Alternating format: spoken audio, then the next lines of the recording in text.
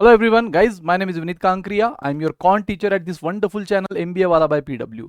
तो guys, ये जो हमारी एक सीरीज चल रही है एकदम मस्त सीरीज, जहां पर हम आपको एक्चुअल कैट में हर स्लॉट के हिसाब से एनालिसिस देने वाले कि देखो यार इस तरह के क्वेश्चंस आए हैं कैट में। और ये सिर्फ एक स्लॉट की बात नहीं गाइज, हर स्लॉट में आपको ऐसे क्वेश्चंस दिखेंगे जहां अगर आप सही ढंग से प्रिपरेशन करके जाते तो आराम से मिनिमम 10 क्वेश्चन तो इजी टू मॉडरेट लेवल के आप कर लेते थे, मिनिमम 10। ठीक है, आपने एपिसोड 1 देखा है ना, जहां पे स्लॉट 1 का राहुल सर ने बताया, एपिसोड 2 जहां मैं आपको बता रहा हूँ स्लॉट 2 का कैट 22। और गाइज ये सिर्फ 22 की बात नहीं, आप ऐसे हर स्लॉट का एनालिसिस कर सकते हो जहां पर आपको लिटरली लगेगा कि हाँ यार हमने अननेसेसरी कैट का हवा बना के रखा है। अगर सही ढंग से पढ़ो, वैसे भी आपको पता है कि कितने स्कोर पे कितने परसेंटाइल आते हैं, और आपको वो भी पता है कि आपको 100% अटेम्प्ट करने की जरूरत भी नहीं है। 100% एक्यूरेसी के साथ अगर आप बराबर से अटेम्प्ट करो ना तो you will get more than 99.5 percentile. ठीक है, और 9-10 क्वेश्चन तो ऐसे होते हैं जो इजी या इजी टू मॉडरेट लेवल के होते हैं, जो विद इन 1 मिनट हो जाते हैं गाइस। और यही कॉन्फिडेंस दिलाने के लिए हमने ये सीरीज लाई है। तो मेजोरिटी स्टूडेंट का एक क्वेश्चन अटेम्प्ट नहीं हुआ, किसी मान लो किसी फ्रेंड ने सेंड कर दिया कि भाई देख ये इस कैट में आया था, ये हो नहीं रहा है पता। अब वो मान लो वो आपको पूछा, आपको भी नहीं आया, तो आप पूरी डिमोरलाइज, अरे बाप रे मेरे से क्यों नहीं हो रहा है ये। अरे कुछ क्वेश्चन वैसे रहेंगे, लेकिन आपको अगेन वो होता है ना कि आधा ग्लास भरा हुआ है आधा ग्लास खाली है, हम ये देखकर दुखी होते हैं कि यार ये आधा ग्लास हमारा खाली क्यों है। हम ये तो भूल ही जाते हैं कि यार आधा भरा हो ये भी तो सही है। और गाइज यहाँ पे आधा भरना भी बहुत है, क्योंकि आपको पता है 50%, सिर्फ 50% भी अटेम्प्ट करो विथ 100% एक्यूरेसी तो बहुत अच्छे परसेंटाइल आपको मिलते हैं, है ना, जो अच्छे अच्छे आईएम्स के लिए काफी कुछ होते हैं कट ऑफ क्लियर करने के लिए। सो बस गाइज इसी सोच के साथ, यही कॉन्फिडेंस आपको देने के लिए हमने ये सीरीज लाई है कि सही ढंग से पढ़ो, है ना। आप वो एक दो क्वेश्चन जो आपसे नहीं बनने उसको लेकर डिमोरलाइज मत हो जाओ, वो भले ही कैट के पीवाईक्यूज हो, भले ही डीपीपी के हो, आपके सामने हम एक्चुअल कैट के पीवाईक्यूज ऐसे लेकर आ रहे हैं जो सही ढंग से पढ़ोगे तो 9-10 क्वेश्चन तो यू हवा में उड़ा दोगे, और 3-4 क्वेश्चन करो तो you will get more than 99.5 percentile. ठीक है, सो आ जाओ गाइस, तो 9-10 क्वेश्चन मैं भी आज अपनी सीरीज में लेकर आया हूँ कैट 2022 स्लॉट 2 में, जहां पे कुछ क्वेश्चंस ऐसे भी आए थे जहां जिसको हम विद इन 1 मिनट करें, और या फिर जिसको हम बस अपने बेसिक कंसेप्ट के दम पे कर ले। तो यस, बढ़ते हैं। तो सबसे पहला क्वेश्चन हम देखते हैं कैट 22 स्लॉट 2 का नंबर सिस्टम का गाइस।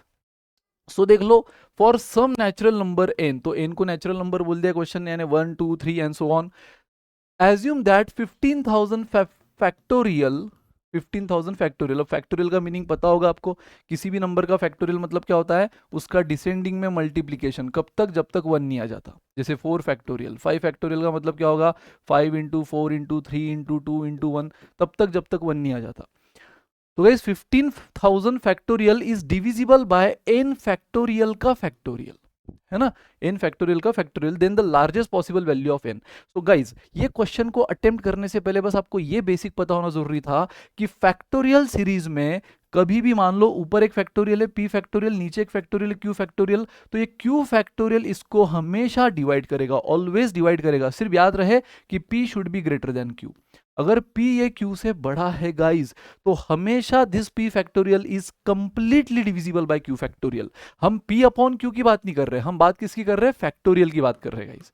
ठीक है, सो याद रहे ये हमेशा प्रूवन है, टेस्टेड एंड प्रूवन है, फिक्स है, आप चाहे तो कर सकते हो। आप यही देख लो, अगर मान लो मैं 5 फैक्टोरियल अपॉन 4 फैक्टोरियल करता, तो आपको पता है 5 फैक्टोरियल मतलब क्या, 5 से लेकर 1 तक बराबर मल्टीप्लीकेशन, 4 फैक्टोरियल मतलब क्या, 4 से लेकर 1 तक। तो देख लो ना यार, 1 से लेकर 4, 1 से लेकर 4 कैंसिल, 5 कंप्लीटली डिविजिबल हुआ, आंसर आया 5। तो जब भी फैक्टोरियल सीरीज में डिवीजन है गाइस, और अगर न्यूमरेटर का फैक्टोरियल वैल्यू बड़ा है डिनोमिनेटर से, तो ये हमेशा डिवाइड होगा। मतलब आप बोलोगे सर क्या 128 फैक्टोरियल हमेशा 120 से डिवाइड होगा, यस। आप देख लो 120 से छोटा है, यस। हाँ सर 128 फैक्टोरियल क्या हमेशा 130 फैक्टोरियल से डिवाइड होगा, नेवर, है ना, क्योंकि इस बार क्या हुआ, डिनोमिनेटर का फैक्टोरियल वैल्यू बड़ा है देन न्यूमरेटर। बट कंडीशन क्या है, न्यूमरेटर का अगर फैक्टोरियल वैल्यू यानी p अगर ग्रेटर है q से, then only p factorial is always divisible by q factorial. तो बस गाइज आपको बोला है कि 15,000 factorial is completely divisible by n factorial का फैक्टोरियल। तो आपको बस यहां पे ये चेक करना है कि इन ऑप्शन में से कौन सा वो मैक्सिमम वैल्यू है, मैक्सिमम वैल्यू ऑफ n है, जो अगर आप यहां रख दो तो डेफिनेटली आपको जो आंसर मिलेगा वो इस कंडीशन को सेटिस्फाई करने वाला मिलेगा। सो गाइस अब वैसे तो यार यहाँ पे ऑप्शन दिए थे, और ये एक्चुअल कैट का क्वेश्चन है, यही ऑप्शन दिए गए थे। तो आप तो सीधा ऑप्शन से भी जा सकते हो, और सबसे लार्जेस्ट कौन है, 7 है, तो इससे स्टार्ट करो। ऑप्शन में कहीं पर भी नन ऑफ दिस नहीं है, सबसे बड़ा 7 है तो 7 से स्टार्ट कर लो। तो 15,000 factorial upon n factorial, n क्या है, 7 फैक्टोरियल का फैक्टोरियल, है ना। n की जगह मैंने क्या रखना है, क्वेश्चन है largest possible value of n पूछी, तो 7 रख दिया। सो गाइस 15,000 फैक्टोरियल, इन 7 फैक्टोरियल क्या होता है, अगेन 7 का डिसेंडिंग में मल्टीप्लीकेशन टिल 1, यानी 5040 होता है। गाइस मुझे बताओ, क्या न्यूमरेटर का वैल्यू डिनोमिनेटर से बड़ा है, यस, यानी ये कंडीशन सेटिस्फाई हो रही है, यस, तो क्या ये इसको कंप्लीटली डिवाइड करेगा, yes. So guys 7 is the answer. Sir 6 भी तो होगा, 5 भी तो होगा ना, लेकिन क्वेश्चन ने हमें लार्जेस्ट पॉसिबल पूछा है। अच्छा आप सोच रहे हो सर फिर 8 नहीं होगा, चेक कर लो, अगर मैं 8 फैक्टोरियल रखता गाइस, हालांकि ऑप्शन में है नहीं, बस आपके अंडरस्टैंडिंग के लिए बता रहा हूं कि 8 नहीं होता गाइस। अगेन मैं अगर n की वैल्यू मान लो 8 रखता, तो ये क्या हो जाता था, n फैक्टोरियल, यानी 8 फैक्टोरियल का फैक्टोरियल। अब 8 फैक्टोरियल कितना होता है, अगेन जैसे जैसे आप परम्यूटेशन कॉम्बिनेशन करोगे, आपको ये फैक्टोरियल वैल्यू बाय हार्ट होना शुरू हो जाएगा। तो 8 फैक्टोरियल होता है 40,320। अब मुझे बताओ गाइस, क्या ये कंडीशन यहाँ सेटिस्फाई हो रही है, क्या p न्यूमरेटर की वैल्यू डिनोमिनेटर से बड़ी है, नहीं, न्यूमरेटर की वैल्यू इस बार डिनोमिनेटर से छोटी है, तो ये कंप्लीटली डिविजिबल नहीं है, बट क्वेश्चन ने क्या बोला है, इज डिविजिबल। तो एज इट इज 8 कैंसिल हो रहा है, अगर ऑप्शन में होता तो भी कैंसिल होता। तो 7 इज द आंसर गाइस, भले ही 6 भी सेटिस्फाई करेगा, 5 भी, 4 भी, लेकिन लार्जेस्ट पॉसिबल पूछा है तो 7। 7 के ऊपर 8 9 10, ये इन सब की वैल्यू, इन सब की फैक्टोरियल वैल्यू क्या है, 15,000 से बड़ी है, कम का। सो गाइज बस ये था आपका आंसर। एक बार वापस बता दूं कि इस क्वेश्चन में सिर्फ क्या करना था, 15,000 factorial is divisible by n factorial का फैक्टोरियल। सो ये देखो, ये फैक्टोरियल तो आपस में सेटल हो गए, बस अब ये n फैक्टोरियल ऐसा लाओ जो 15,000 से छोटा है, ठीक है। और लार्जेस्ट पॉसिबल पूछा है, तो इन ऑप्शन में देख के क्लियर हो रहा है वैसे तो कि 7 ही है वो। अगर टीटा भी होता तो गाइज 8 तो फेल हो रहा है, 9 तो फेल हो रहा है, ये अभी मैंने आपको बताया। 8 फैक्टोरियल होता है 40,320, तो 8 फैक्टोरियल का फैक्टोरियल यानी 40,320 का फैक्टोरियल, ये डेफिनेटली 15,000 के फैक्टोरियल से क्या है, बड़ा है ना। और डिनोमिनेटर अगर बड़ा है तो फिर ये डिविजिबल नहीं है। लेकिन वही 7 फैक्टोरियल, तो 7 फैक्टोरियल होता है 5040, तो ये क्या हो जाएगा, 15,000 फैक्टोरियल अपॉन n फैक्टोरियल, यानी 7 फैक्टोरियल कितना हुआ, 5040 का फैक्टोरियल। देख लो ये वैल्यू इससे क्या हुई, छोटी हुई। और ये नाउ टेस्टेड एंड प्रूवन कि अगर न्यूमरेटर की वैल्यू बड़ी है डिनोमिनेटर से, तो it is completely divisible. So guys इसका आंसर था सी।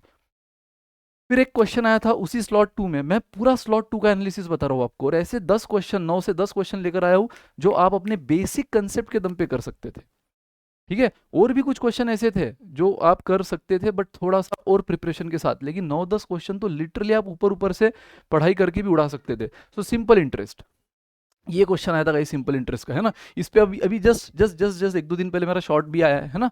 तो गाइस देख लो, mister Pinto invest 1/5 of his capital at 6%। उसके पास जितनी भी कैपिटल थी उसने 6% पे इन्वेस्ट की, कितना, पूरा नहीं, उसका 1/5, then 1/3 at 10% and the remaining at 1%, each being at simple interest. पहले तो सिंपल इंटरेस्ट का नाम सुन के ही अच्छा लगने लग जाता है ना, कंपाउंड इंटरेस्ट से थोड़ा कम से कम यहाँ कैलकुलेशन कम होता है। Now then the minimum number of years वो भी मिनिमम पूछा है, required for cumulative interest income from this investment to equal और एक्सीड हिज इनिशियल कैपिटल। जितना भी पैसा उसने डाला है इनिशियल कैपिटल, 3 अलग अलग इन्वेस्टमेंट स्कीम में इन्वेस्ट कर रहा है वो।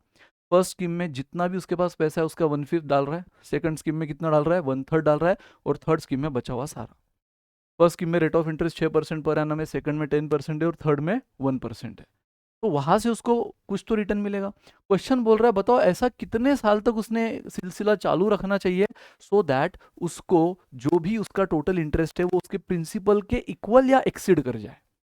इक्वल या एक्सीड, ऐसे मिनिमम नंबर ऑफ ईयर्स पूछेगा इस मिनिमम, ठीक है। सो गाइज सबसे पहले तो क्वेश्चन किसका है, सिंपल इंटरेस्ट का है, और मिनिमम नंबर ऑफ ईयर्स आपको निकालना है।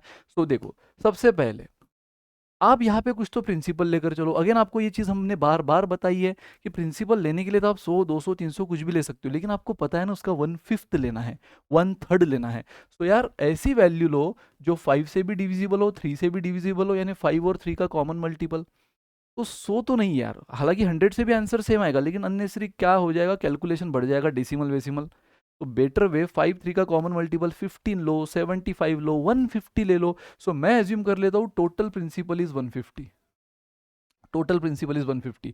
तो फर्स्ट में कितना इन्वेस्ट किया, फर्स्ट में वो इन्वेस्ट कर रहा है 1/5, तो 150 का 1/5 कितना हुआ भाई, देख लो 30 रुपीज, और इस पे कितना रेट ऑफ इंटरेस्ट है 6%। 30 रुपीज इन्वेस्ट किया, 6% रेट ऑफ इंटरेस्ट पे। सेकंड में कितना इन्वेस्ट कर रहा है वो, सेकंड में इन्वेस्ट कर रहा है 1/3, सो अगेन 1/3 ऑफ 150, 1/3 ऑफ 150 कितना हुआ 50 रुपया, और इस पे रेट ऑफ इंटरेस्ट कितना है 10%। ठीक है, एंड गाइस थर्ड में रिमेनिंग, तो रिमेनिंग कितना हुआ, यहाँ पे 30 रुपया गया, यहाँ पे 50 गया, 80 रुपया उड़ गया, 80 उड़ा बचा 70, है ना, क्योंकि टोटल है हमारे पास 150, उसमें से 80 का हिसाब हो गया, तो बचा 70, और 70 जो है गाइस उस पे वो कितना इन्वेस्ट कर रहा है, किस रेट ऑफ इंटरेस्ट पे इन्वेस्ट कर रहा है 1%। ठीक है, तो 70 rupees at the rate of 1% हो गया गाइस। अब आप मुझे बता दो, क्या ये निकाल नहीं सकते कि पर एनम यहाँ से कितना मिलेगा, 6% ऑफ 30 कितना होता है 5 रुपया। ठीक है, 1.8, so sorry 1.8 rupees, 36 are 180 upon 100, 1.8। Now 10% of 50 5 रुपया, यहाँ पे 5 है, एंड 1% ऑफ 70 7 रुपया। तो गाइज मुझे बता दो यहाँ पे आपने कितना कमा लिया पर ईयर, यहाँ पे आपने कितना कमा लिया गाइज 1%। अच्छा ये 1% है, तो ये 7 रुपीज नहीं आएगा, 0.7 आएगा, ये 7 रुपीज नहीं 0.7 आएगा, क्योंकि 1% है, 10% होता है यहाँ की तरह तो डेफिनेटली 7 आता, तो 1% 0.7। तो मुझे बता दो पहले स्कीम से उसको 1.8 रुपीज मिल रहा है पर एनम, दूसरे स्कीम से 5 रुपया पर एनम, एंड तीसरे से 0.7 पर एनम। गाइस तीनों को मिलाकर कितना हुआ, अगर आप इन तीनों को मिला लो तो 5 6 एंड 1.5 कितना हुआ 7.5, 7.5 रुपीज आ रहा है उसको पर ईयर तीनों को मिलाकर, है ना, क्योंकि डाला तो उसने पूरा पैसा 3 अलग अलग स्कीम में, सो तीनों को मिलाकर रिटर्न कितना है 7.5। एंड गाइस सिंपल इंटरेस्ट का क्वेश्चन है, तो सिंपल इंटरेस्ट में तो आपको पता है अगर प्रिंसिपल सेम रहेगा रेट ऑफ इंटरेस्ट सेम रहेगा तो यही आते रहेगा हर साल हर साल हर साल। कंपाउंड थोड़ी है कि अब इस पर भी इंटरेस्ट काउंट होगा, नहीं, सिंपल में तो हमेशा इंटरेस्ट किस पे काउंट होता है, ओरिजिनल प्रिंसिपल्स पे, तो हर बार इसी पे काउंट होगा, यही मिलेगा। तो आपको बोला है बताओ ऐसे कितने साल तक, पहले साल में उसने 7.5 रुपये कमा लिए, लेकिन उसको कहा था कि उसका टारगेट कहा था कि 150, क्योंकि क्वेश्चन ने क्लियर बोला है find minimum number of years so that the interest income जो वो इंटरेस्ट कमा रहा है इज इक्वल और एक्सीड, इक्वल और एक्सीड द इनिशियल कैपिटल। तो गाइज अगर देख लो 7.5 रुपया वो एक साल में कमा रहा है, तो अगर मुझे मिनिमम नंबर ऑफ ईयर्स है ना मिनिमम पूछा है, तो कम से कम मैं एक्सीड तो छोड़ो इक्वल तक तो लेकर आऊँ, मिनिमम पूछा तो मैं क्यों ज्यादा लेकर जाऊँ ना आगे, एक्सीड तक छोड़ो इक्वल तक लेकर आता हूँ। सो एक साल में अगर वो 7.5 कमा रहा है, मतलब 7.5 रुपया कमाने के लिए उसको एक साल लग रहा है, तो 150 कमाने के लिए कितना साल लगेगा गाइस, क्रॉस मल्टीप्लीकेशन कर लो। सो 150 इंटू 150, 7.5 इधर आके डिवाइड कर लेगा, है ना। तो गाइस 7.5 का एग्जैक्ट डबल 15 होता है और 0 एक्स्ट्रा 20 ईयर्स। तो टीटा बेस्ड क्वेश्चन था गाइस, यहाँ जहां पर भी ब्रैकेट आपको बॉक्स दिया था वहां 20 टाइप करना था बस। तो आप बोलोगे सर 20 ईयर्स में तो एग्जैक्ट 150 हो रहा है, चलेगा ना, क्वेश्चन ने यही तो बोला है इक्वल और एक्सीड, इक्वल और एक्सीड। अब एक्सीड करना है तो एक आध साल और ज्यादा आपको इन्वेस्ट करना पड़ेगा, लेकिन फिर आप क्वेश्चन की कंडीशन को नाराज कर रहे हो। क्वेश्चन ने क्या बोला है, find minimum number of years, minimum भी तो बोला है, तो उसको एक्सीड भी चलेगा इक्वल भी चलेगा, तो मिनिमम किस पे मिल रहा है, इक्वल पे ना। एक्सीड के लिए एक आध साल और ज्यादा करना पड़ेगा, क्योंकि 20 ईयर्स में तो एग्जैक्ट मिल रहा है। 21 में 7.5 रुपया वो ज्यादा कमा लेगा अपने ओरिजिनल प्रिंसिपल से, लेकिन जरूरी थोड़ी कि आप एक्सीड ही करो, उसने इक्वल भी तो बोला है, तो मिनिमम को सेटिस्फाई ज्यादा कौन कर रहा है, इक्वल वाली कंडीशन, सो इसलिए 20 ईयर्स। कम का गाइज अजम्पशन बेस्ड क्वेश्चन था, अगेन अजम्पशन भी कैसे किया हमने, स्मार्टली, कोई टफ नहीं था ये। अगेन 1/5 1/3 बोला था इसलिए 150 लिया, तो फर्स्ट स्कीम में 1/5, सेकंड में 1/3, थर्ड में 70 बचा हुआ। सबका रेट ऑफ इंटरेस्ट पता था, उस हिसाब से आपने पर ईयर का इंटरेस्ट इंटरेस्ट इंटरेस्ट निकाल लिया, टोटल इंटरेस्ट पर ईयर मिला वो एक साल का। तो पूरा प्रिंसिपल तक पहुंचने के लिए कितना 20 ईयर्स, खत्म। नेक्स्ट क्वेश्चन आया था guys properties of polygon. Again basic properties होती है ट्रायंगल की, सर्कल की, क्वाड्रिलेटरल की, पॉलीगॉन की, उसके ऊपर डिपेंडेंट एक क्वेश्चन आया था। देखो एकदम हलवा question, regular polygon A and B have number of sides in the ratio 1:2। तो देखो ए और बी में नंबर ऑफ साइड्स का रेशियो आपको दिया है, ये पहला रेशियो किसका है, नंबर ऑफ साइड्स का 1:2। दो पॉलीगॉन है, पॉलीगॉन मतलब क्या गाइस, देखो वैसे तो हर ज्योमेट्री को हम पॉलीगॉन के फैमिली में लेते हैं, है ना, लेकिन उसमें भी जो ज्योमेट्री जो पॉलीगॉन 3 साइड की होती है उसको हम ट्रायंगल बोलते हैं, जो पॉलीगॉन 4 साइड की होती है उसको हम क्वाड्रिलेटरल बोलते हैं, जो पॉलीगॉन आगे होती है 5 साइड की उसको पेंटागन, 6 साइड की हेक्सागन। ये इनको उनका स्पेशल नाम भी दिया गया है, triangle, quadrilateral, pentagon, hexagon, decagon, octagon, है ना, तो इनको इनका इंडिविजुअल नाम भी दिया गया है, लेकिन ये पूरी फैमिली को क्या बोला जाता है, पॉलीगॉन। मतलब triangle is also a polygon, square rectangle is also a polygon, quadrilateral is also a polygon, pentagon hexagon is also a polygon. ठीक है, सो गाइज यहां पर पॉलीगॉन का सिंपल मतलब क्या है, तीन या तीन से ज्यादा साइड वाली ज्योमेट्री, तीन या तीन से ज्यादा हमेशा। ठीक है, दो तक काउंट नहीं होता है। पॉलीगॉन की शुरुआत कहां से होती है, तीन या तीन से ज्यादा यानी ट्रायंगल से। ठीक है, और इसलिए ज्योमेट्री में सबसे पहले आपको ट्रायंगल पढ़ाया जाता है, उसकी प्रॉपर्टीज पढ़ाई जाती है क्योंकि वहां से शुरुआत होती है। Guys regular polygon A and B have number of sides, तो नंबर ऑफ साइड्स 1:2 है। दो अलग अलग पॉलीगॉन है, दोनों में साइड्स लेकिन अलग अलग है, मतलब जो भी फर्स्ट में दोगे उससे डबल सेकंड में देना होगा आपको। ठीक है, जो भी फर्स्ट में दोगे उससे डबल, 1:2 का मतलब वही है। नाउ आगे बोला इंटीरियर एंगल, अगला रेशो दिया है इंटीरियर एंगल का। ठीक है, इन्हीं दोनों में ए और बी पॉलीगॉन के इंटीरियर एंगल का रेशो क्या है, 3:4 है ना। मतलब अगर मान लो ट्रायंगल की बात करूं तो इनको इंटीरियर एंगल बोला जाता है, क्वाड्रिलेटरल की बात करूं तो इनको इंटीरियर बोला जाता है ना। एक्सटीरियर क्या होता है, ये एक्सटीरियर ये होता है, बट यहाँ पे इंटीरियर बोला है। ठीक है, हेक्सागन की बात करो तो ये इंटीरियर एंगल होता है, ये सारे। ठीक है, तो इतना तो आप समझ गए होंगे गाइस। और एक चीज बस आपको समझनी थी कि इंटीरियर एंगल का फॉर्मूला होता है पॉलीगॉन में, हमेशा इंटीरियर एंगल का फॉर्मूला होता है। वो क्या होता है, बस ये फॉर्मूला जिसको पता है उसके लिए क्वेश्चन आसान था, और अगर बेसिक से पढ़ा है तो ये फॉर्मूला आपको डेफिनेटली पता होगा, n-2 × 180 upon n। This is the formula guys, where n is what, number of sides, number of sides in the polygon. तीन साइड का है तो n3 रख दो, चार साइड का है तो n4 रख दो। मैंने कहा था आपसे दो साइड का आता ही नहीं, क्योंकि दो रखा तो 2 - 2 0 हो जाएगा ना वहीं पे, 0/एनीथिंग इज 0, तो पॉलीगॉन बनता ही नहीं दो साइड वाला, पॉलीगॉन तीन साइड से शुरू होता है। एंड गाइस सबसे पहले तो देखो उसने रेगुलर पॉलीगॉन बोला है, इस वर्ड को मेजॉरिटी स्टूडेंट क्या करते हैं, अंडर एस्टिमेट करते हैं, बट ये वर्ड इंपॉर्टेंट है। रेगुलर पॉलीगॉन मतलब क्या, ऐसा पॉलीगॉन जिसमें सारे साइड्स और सारे इंटीरियर एंगल इक्वल है। ठीक है, ऐसा पॉलीगॉन जिसमें सारे साइड्स और सारे एंगल इक्वल है। तो ट्रायंगल के केस में रेगुलर ट्रायंगल मतलब कौन, इक्विलैटरल ट्रायंगल, सारे साइड्स इक्वल ना, सारे एंगल इक्वल। तो ट्रायंगल के फैमिली में तो आपको पता ही है ऐसा कौन होता है, इक्विलैटरल ट्रायंगल होता है। तो यार रेगुलर का मतलब समझो यार, रेगुलर पॉलीगॉन मतलब ऐसी ज्योमेट्री जहां जितने भी उसके साइड होंगे, 3 4 5 6, वो सबका लेंथ सेम है और सबके एंगल सेम है। मतलब ये जो भी इंटीरियर एंगल निकलेगा वो उस ज्योमेट्री में सबके लिए रहेगा। ठीक है, आप देखो ट्रायंगल का ही देख लो, ट्रायंगल में साइड्स कितनी होती है, 3। तो अगर मैं यहाँ 3 रख दूँ, 3-2 × 180/3, देख लो कितना आया, ये हुआ 60, एंड 60 × 3 - 2 160। तो आपको पता ही है ना 60 एंगल किस में होता है, इक्विलैटरल ट्रायंगल में, जिसमें तीनों साइड इक्वल है और हर एंगल 60 होता है। तो ये बना रेगुलर पॉलीगॉन। अगेन क्वाड्रिलेटरल में रेगुलर कौन होता है, स्क्वायर जिसमें चारों साइड्स इक्वल है, पेंटागन जिसमें पांचों साइड इक्वल है, हेक्सागन जिसमें 6 की 6 साइड इक्वल है। तो यार रेगुलर का मतलब ये है गाइस। तो चलो आते हैं गाइस, ये था गिवन डेटा। बस इस गिवन डेटा के बाद आपको अगर ये फॉर्मूला पता है तो खेल आसान है। उसने ऐसे दो पॉलीगॉन दिए जिनके साइड का रेशो ये है एंड एंगल का रेशो ये है, और एंगल का फॉर्मूला ये रहा इंटीरियर का ना। आपको बोला है the number of sides of B, तो आपको बी के एक्चुअल नंबर ऑफ साइड्स पूछा है। अगेन टीटा बेस्ड क्वेश्चन था गाइस। तो अब मैंने जैसे कहा पॉलीगॉन की शुरुआत ही तीन साइड से होती है, तो मैं फर्स्ट केस लेता हूं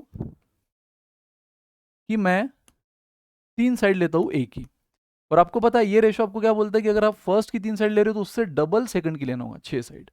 और अगर आपको साइड्स पता है दोनों की, है ना, फर्स्ट केस आपने क्या लिया, 3 and 6, जो बिल्कुल 1:2 को सेटिस्फाई कर रहा है। तो यानी मैंने मान लिया ए वो पॉलीगॉन है जिसको तीन साइड है यानी कि ट्रायंगल, बी वो पॉलीगॉन है जिसको 6 साइड है यानी हेक्सागन। और गाइज अगर आपको पता है कि 3 और 6 साइड है तो क्या आप इसके एंगल निकाल सकते हो। ट्रायंगल का तो एंगल अभी हमने निकाला, अगर उसमें 3 साइड है गाइज, केस वन के अकॉर्डिंग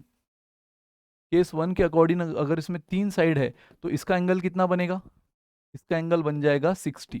ठीक है, और बी में अगर 6 साइड है तो निकाल लो एंगल, 6 - 2 × 180/6। तो गाइज ये कितना हुआ, 30, एंड 30 × 4, ये सब्ट्रैक्शन 4 हुआ ना, 120। गाइज मैं एक्सप्लेन कर रहा हूँ इसलिए टाइम लग रहा है, क्वेश्चन अंदर से खोखला है, कुछ नहीं था अगर कंसेप्ट पता है तो गाइज आपको इंटीरियर एंगल मिल चुका है।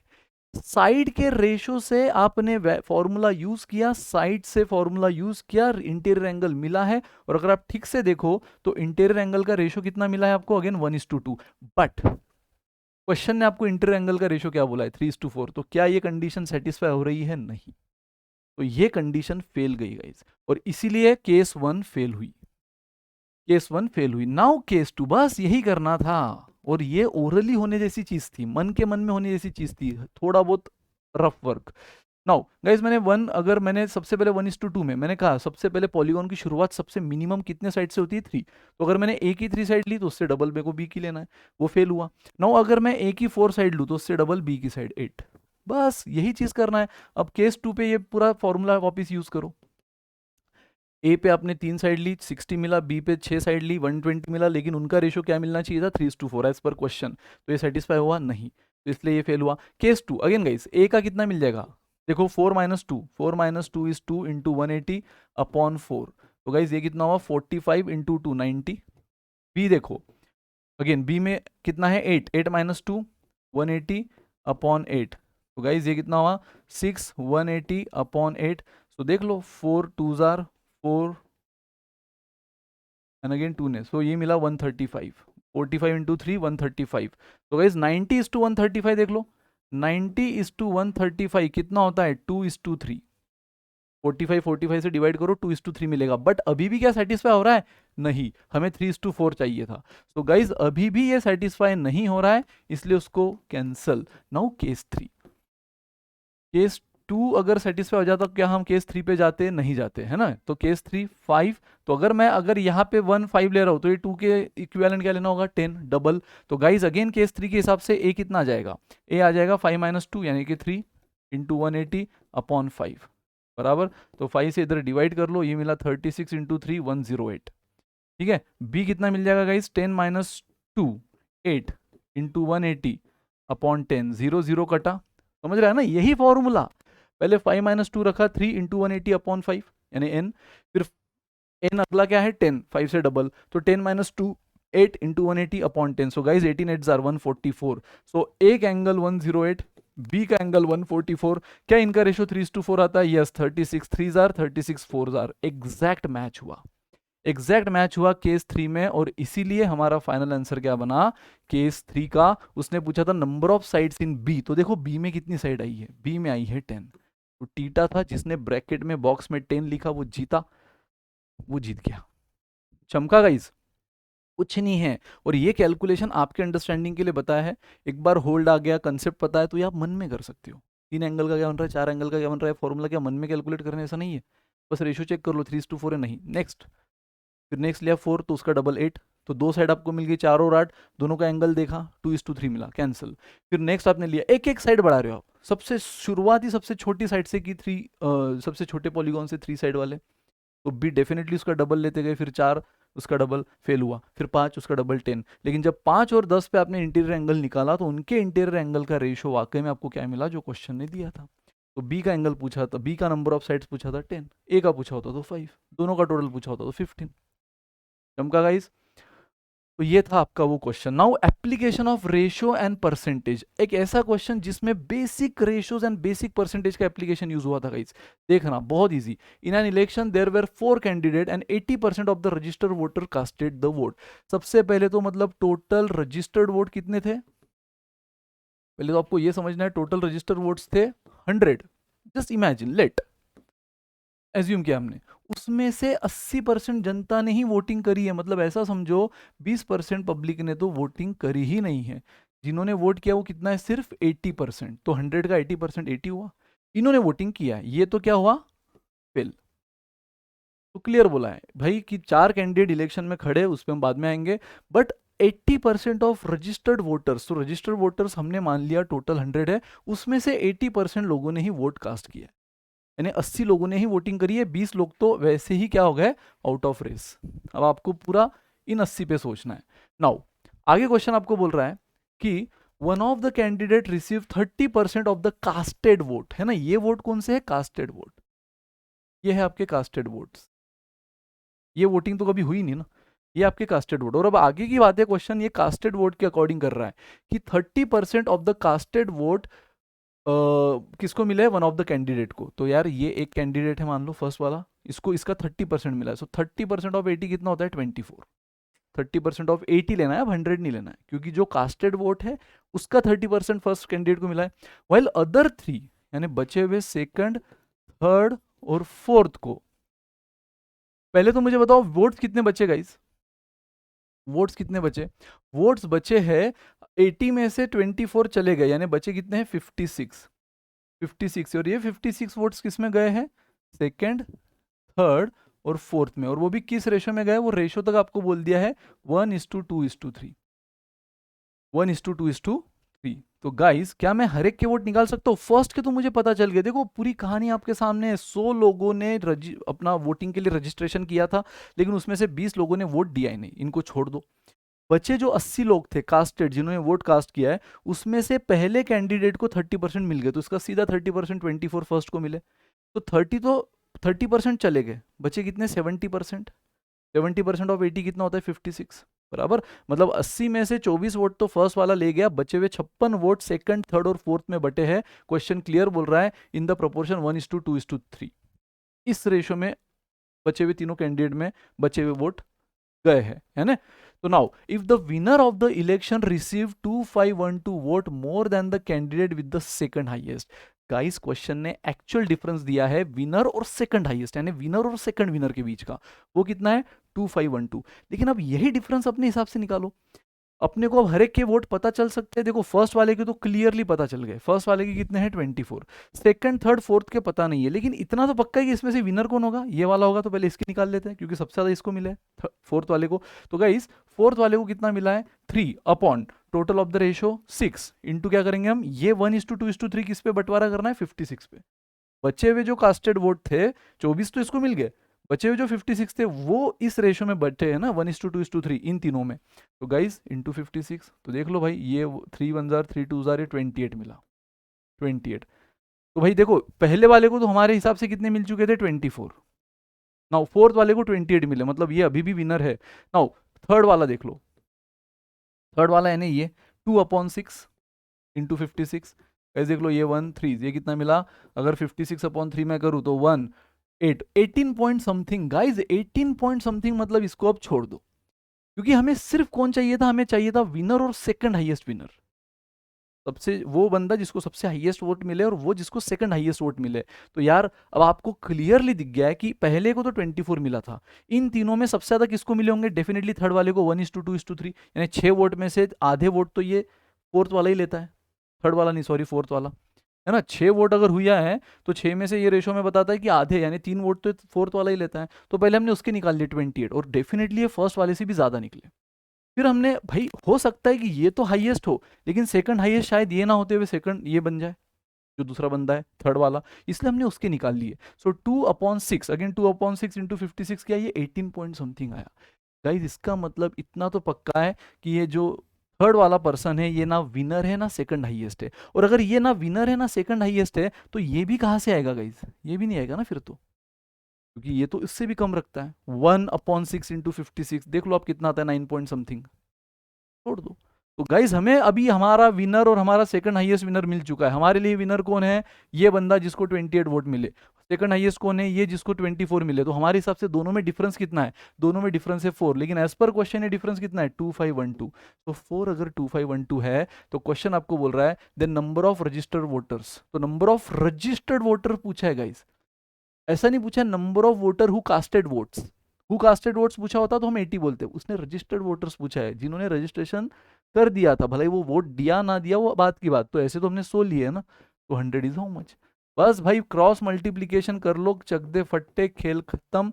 4 इधर डिवाइड कर लेगा, 251200/4, 62800, 62,800। ऑप्शन ए, ऑप्शन ए चमका गाइस, बहुत इजी क्वेश्चन था। क्वेश्चन इजी था, मैं इसलिए बोल रहा हूं कि एक्सप्लेनेशन हम ज्यादा कर रहे हैं आपको ये बताने के लिए, क्या इतना बेसिक कंसेप्ट हम नहीं किए हैं? फाउंडेशन के क्लासेस में किए गाइस, पेड बैच तो छोड़ो, फाउंडेशन में किए हुए। पेड में तो बहुत एडवांस भी गए हैं, बट फाउंडेशन में हमने ऐसे ऐसी चीजें की है। और अगर आप सही से करो ना तो बहुत, बस वो पहले तो वो फोबिया हटा दो। एक हाथ क्वेश्चन नहीं आया तो उसका गम ना लेते हुए जो आ रहे हैं उस पर कॉन्फिडेंट रहो और इंप्रूव करते रहो। ठीक है, जब वो माइंडसेट आ जाएगा ना तो आप कैट फोड़ दोगे। नहीं तो मैंने बोला ना, ऐसे ऐसे स्टूडेंट भी देखे जो दिन रात मेहनत करते थे, अच्छा करते थे, लेकिन नर्वसनेस, पैनिकनेस इतना बुरा उन पे अफेक्ट कर गई कि ले डूबी। ठीक है, सो बस इन चीजों से बचना है, नर्वस नहीं होना है, पैनिक नहीं होना है। तो बस टोटल वोट 100 लिए थे। उसमें से 80% लोगों ने वोट किया, बाकी छोड़ो। फिर जिन्होंने वोट किया उसमें से पहले वाले को सीधा 30% यानी 24 मिल गए, 80 का 30%। एंड बचे हुए जो 56 थे वो बचे हुए 3 कैंडिडेट में 1:2:3 में गए। फिर क्वेश्चन ने बोला कि भाई सबसे हाईएस्ट और सेकंड हाईएस्ट का डिफरेंस ये है 2512, तो बताओ कितने रजिस्टर्ड वोटर्स थे। तो हमें तो एक बंदे के एक्चुअल वोट पता है 24 एज पर अवर अजम्पशन। फिर दूसरे तीसरे चौथे के हमने निकाल लिए, इसमें भी सबसे हाईएस्ट का बोला है तो हमने पहले ये निकाला, 3/6 इंटू 56 28 मिला, बहुत बढ़िया, ये 28 ये 24। लेकिन हो सकता है इनके भी बीच में कोई हो सेकंड हाईएस्ट वाला। फिर हमने अगेन जो हमें सबसे ज़्यादा दिख रहा है इसके निकाले, बट ये 18 पॉइंट समथिंग आया, मतलब यहीं पे खेल खत्म। अब अगर ये वाला हाईएस्ट में सेकंड हाईएस्ट में नहीं है तो ये भी बिल्कुल चांस नहीं है ना, क्योंकि ये तो सबसे कम रख रहा है। तो हमारे लिए हाईएस्ट कौन बचा, ये फोर्थ वाला जिसको 28 मिले एज पर अवर अजम्पशन। सेकंड हाईएस्ट कौन है, ये फर्स्ट वाला जिसको 24 मिले। इनका डिफरेंस कितना है 4, जो 2512 के बराबर है as per question. Then 100 is how much, खत्म। कम ऑन गाइस, एवरेजेस का क्वेश्चन आया था, बहुत इजी हलवा बेसिक सा क्वेश्चन आया था गाइस। देखो, Manu earns ₹4,000 per month and want to save an average of 550 per month in a year. उसने 4,000 रुपए क्या करना शुरू किया है, अर्न करना शुरू किया है, और 550 रुपए सेविंग करने का उसने टारगेट रखा है। यानी उसका सेविंग टारगेट क्या है, सेविंग टारगेट है गाइज उसका ₹550 पर मंथ। ठीक है, now in the first 9 month his monthly expenses was 3,500। अब गाइज मुझे आप बता दो एक्चुअल सेविंग कितनी होगी फिर। अगर आपको पता है बंदा अर्न 4,000 कर रहा है, उसमें से 3,500 वो खर्च कर रहा है, यानी 500 सेविंग हुई ना। अभी भी मुझे बताओ क्या, और ये बात हो रही है 9 मंथ्स तक, ठीक है, टिल 9 मंथ्स तक बात की क्वेश्चन है। ये सिर्फ एक मंथ का नहीं है, ये पूरे 9 मंथ का उसका सेविंग का टारगेट बिगड़ते आया। उसका सेविंग टारगेट था 550, लेकिन वो कितना कितना सेव करते आया 500, यानी अभी भी कितना बैकलॉग है उसका। आजकल ये बैकलॉग वर्ड बहुत अच्छा चल रहा है ना, सर हमारा बैकलॉग रह गया एग्जाम की वजह से। ठीक है, तो यार 550 कमाने थे, उसने 500 ही अर्न किए, मैंने सेव किए। 550 करने थे सेविंग, उसने 500 ही किए, और इसे एक महीने तक नहीं, यानी उसका अभी भी वो कितना बैकलॉग में है 50 रुपीज़, है ना। और ऐसे 9 मंथ के लिए यानी 450 रुपीज़ उसका बैकलॉग है गाइस अभी भी। 450 रुपीज़ का उसको एक्स्ट्रा सेविंग करना है, तब जाके वो अपना ईयरली टारगेट अचीव करेगा। लेकिन अब तक तो 9 मंथ की बात हुई है, आगे बढ़ते हैं। And he forces that 10 month onward his monthly expenses will increase to, अरे लो भाई, खाया पिया कुछ नहीं, ग्लास फूटा 12 ना। क्वेश्चन ने अब तक एक्सपेंसेस 3,500 दिए थे, हम ऑलरेडी अपने सेविंग से पीछे जा रहे थे 50-50 रुपए हर मंथ। अब हमें लगा आने वाले मंथ में हम कवर करेंगे, तो क्वेश्चन ने तो और एक्सपेंसेस बढ़ा दिए। वो बोल रहा है कि 10 मंथ ऑनवर्ड, 9 मंथ का हिसाब हो गया, बचा गया 10 11 12, सो 10 मंथ ऑनवर्ड उसका 3,700 होने वाला है एक्सपेंसेस, और बढ़ रहा है 200 रुपए से। तो in order to, but question ने अब अर्निंग आप पे छोड़ दी है। अब तक के 9 मंथ तक उसने अर्निंग आपको दे दी थी 4,000 पर मंथ के हिसाब से। तो अब क्वेश्चन आपको बोल रहा है कि बताओ to meet his yearly saving target, monthly नहीं ईयरली बोला है, तो पहले 9 मंथ का भी हमें बैकलॉग क्लियर करना है, प्लस आने वाले 3 मंथ का भी हमें जो टारगेट है वो अचीव रखना है।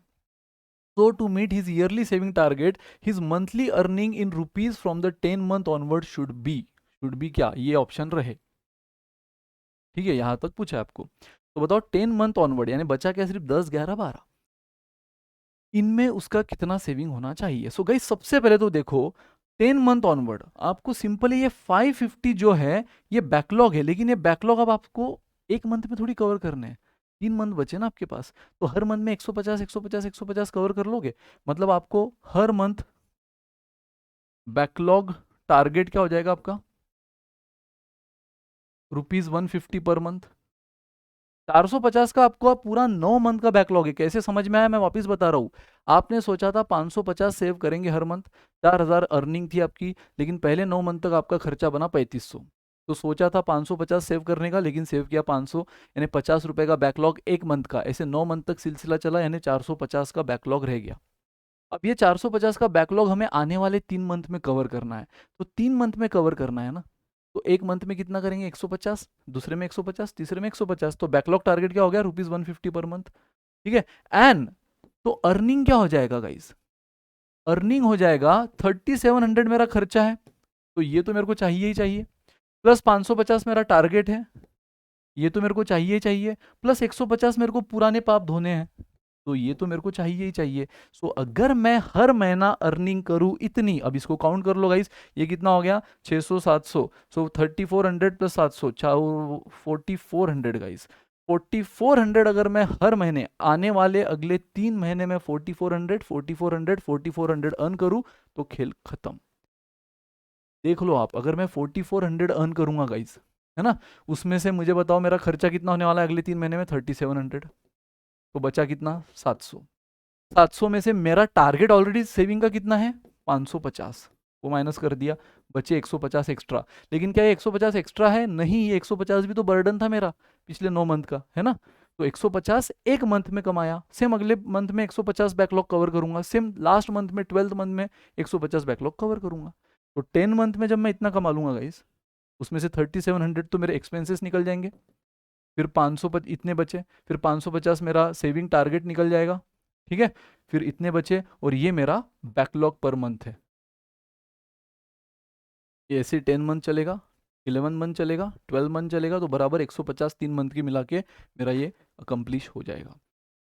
देखो यार क्या कैलकुलेशन किया हमने, सिंपल एडिशन सब्ट्रैक्शन के अलावा क्या किया यार, एकदम इजी क्वेश्चन था गाइज, और कैट 22 स्लॉट 2 का क्वेश्चन था। लेंथ दिख रही है आपको 4-5 लाइन, क्वेश्चन अंदर से खोखला था, समझे।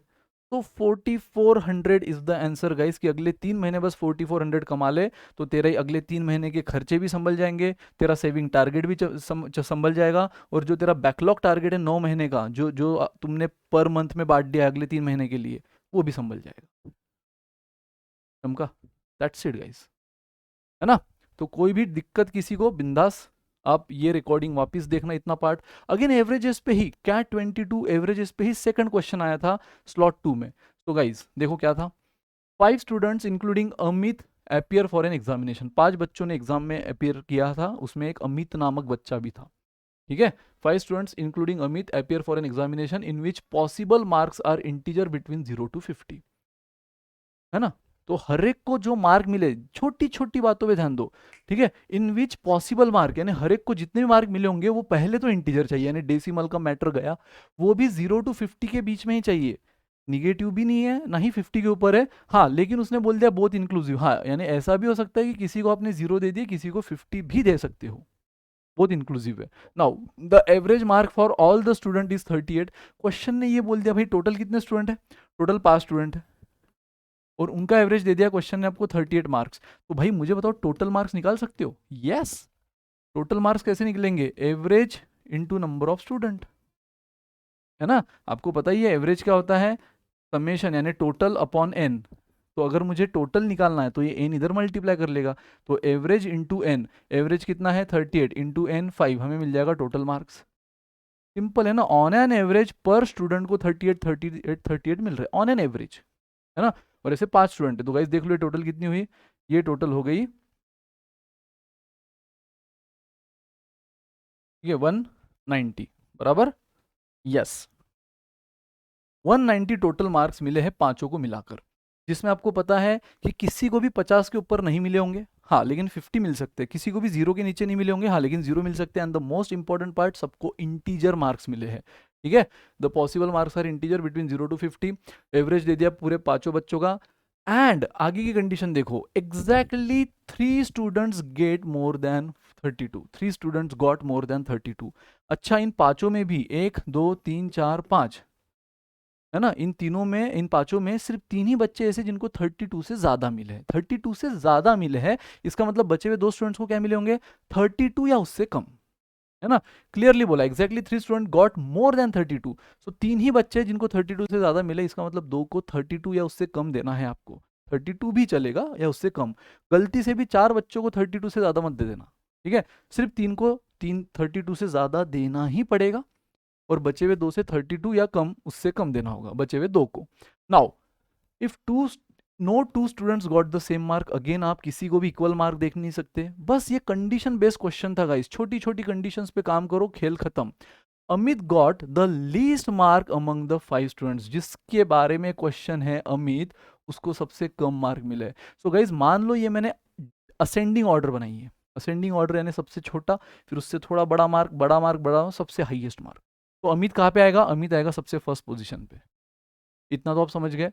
Now then the difference between highest and the lowest possible mark of Amit, question क्या बोल रहा है, तो बताओ भाई highest and lowest possible mark of Amit कितने, इन कंडीशन को सेटिस्फाई करते हुए कितना मैक्सिमम मार्क अमित को दे सकते हो, एंड इन कंडीशन को सेटिस्फाई करते हुए कितना मिनिमम मार्क आप अमित को दे सकते हो, बताओ और उसका डिफरेंस दिखाओ। सिंपल है गाइस, आपको इतनी तो चीजें पता है। अब सबसे पहले तो मैं इस क्वेश्चन के सारे इंपॉर्टेंट पॉइंट एक बार वापस बता दूं। 5 स्टूडेंट है, उसमें एक अमित है और सबसे कम अमित को मिले हैं। ये मैंने असेंडिंग ऑर्डर में फॉर्म बना दिया। नाउ टोटल 5 के एवरेज मार्क है 38, पांचों को मिलाकर, यानी उनके टोटल मार्क कितने हुए 190।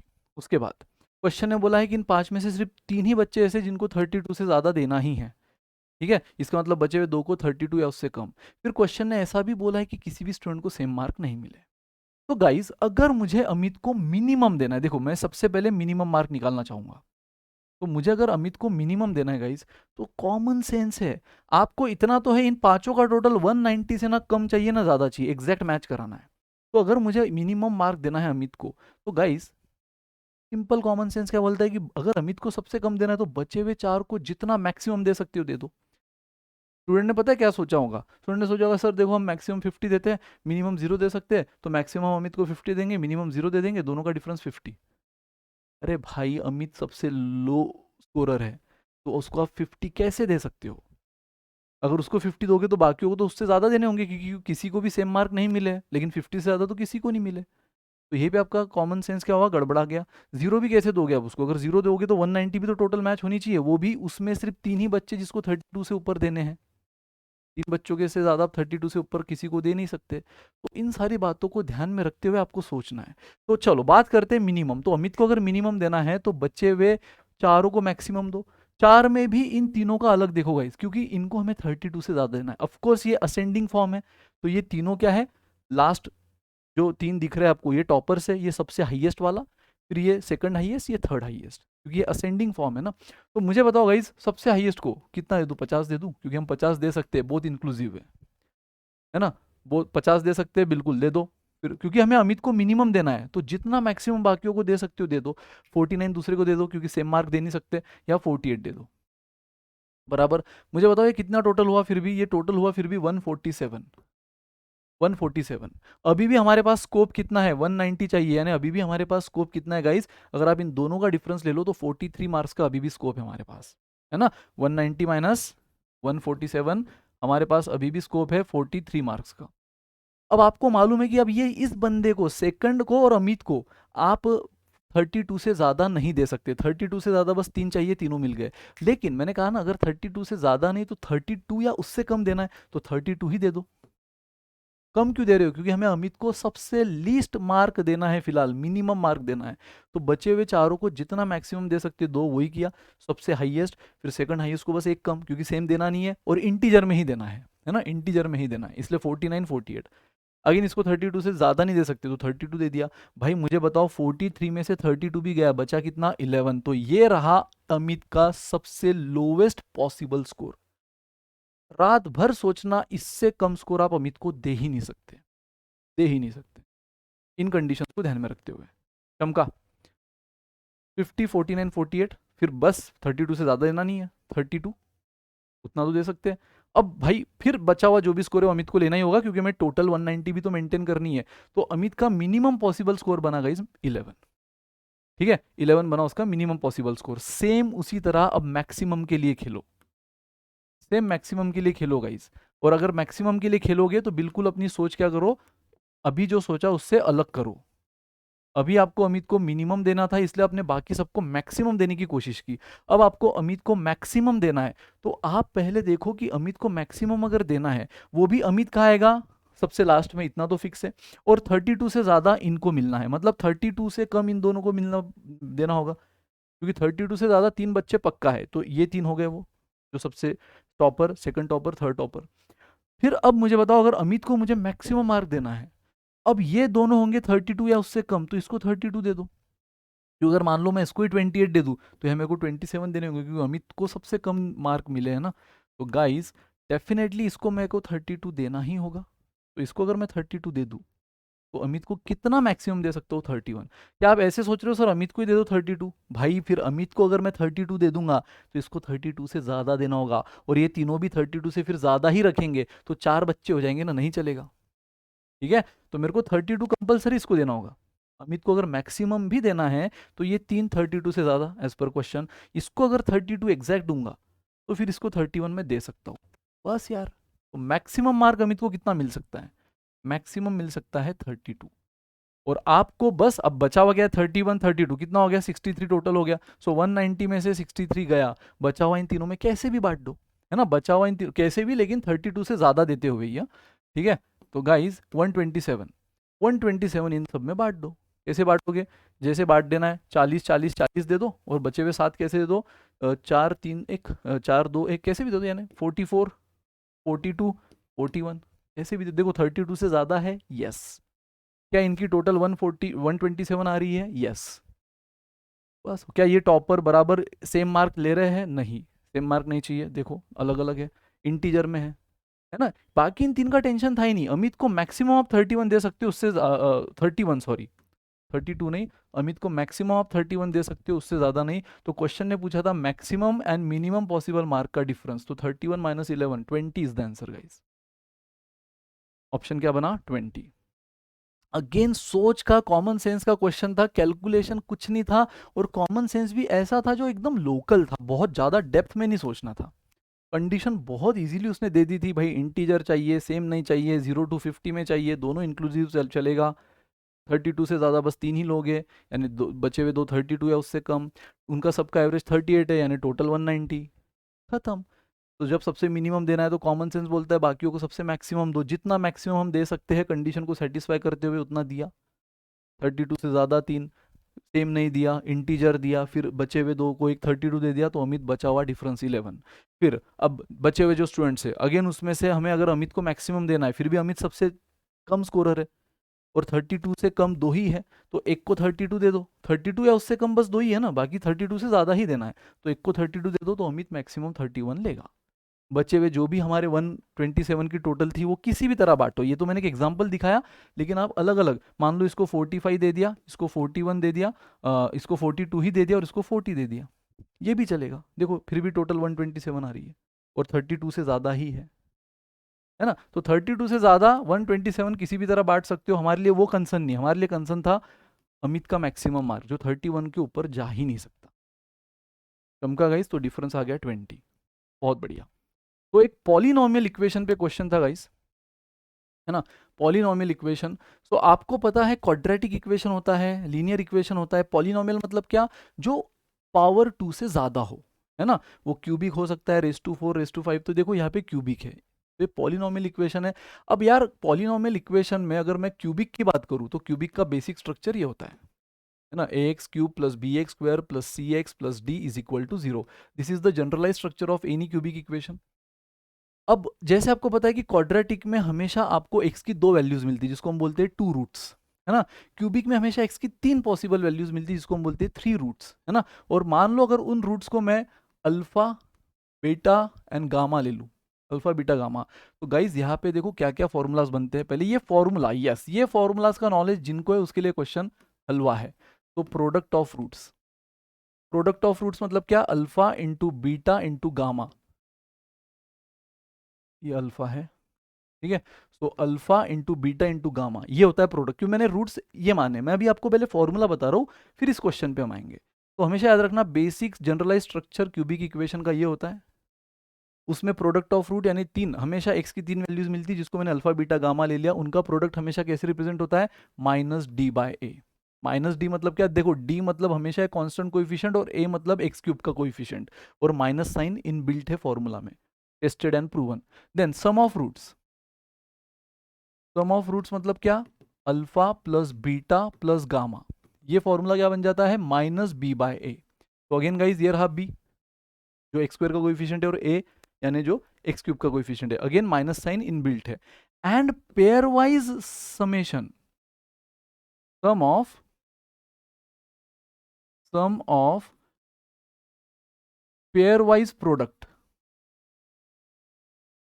Pair wise product of roots, मतलब यहाँ पे हमें सम लेना है, लेकिन किसका सम लेना है? इंडिविजुअल का तो हम देख चुके हैं, है ना। हमें इस बार सम लेना है उनके पेयर वाइज प्रोडक्ट का, सारे के सारे नहीं, सारे के सारे प्रोडक्ट भी हम देख चुके हैं। पेयर वाइज प्रोडक्ट तो 3 रूट है, तो यार पेयर कैसे बनेगी, एक पेयर बनेगी अल्फा बीटा की, एक पेयर बनेगी बीटा गामा की, एक बनेगी अल्फा गामा की। तो यार अल्फा बीटा की एक पेयर, बीटा गामा की एक पेयर और अल्फा गामा की एक pair, in pair wise product, ये क्या हुआ, पेयर वाइज प्रोडक्ट का क्या है, सम। तो गाइज इसका फॉर्मूला होता है सी बाय ए, इसका फॉर्मूला क्या होता है, सी बाय ए। तो हमेशा याद रखना guys, product of root cubic में हमेशा ये फॉर्मूला होता है, सम ऑफ रूट्स क्यूबिक में हमेशा ये फॉर्मूला होता है, तीनों रूट का प्रोडक्ट, तीनों रूट का सम, और एक फॉर्मूला और, sum of pairwise root, sum of pairwise root का ये फॉर्मूला होता है।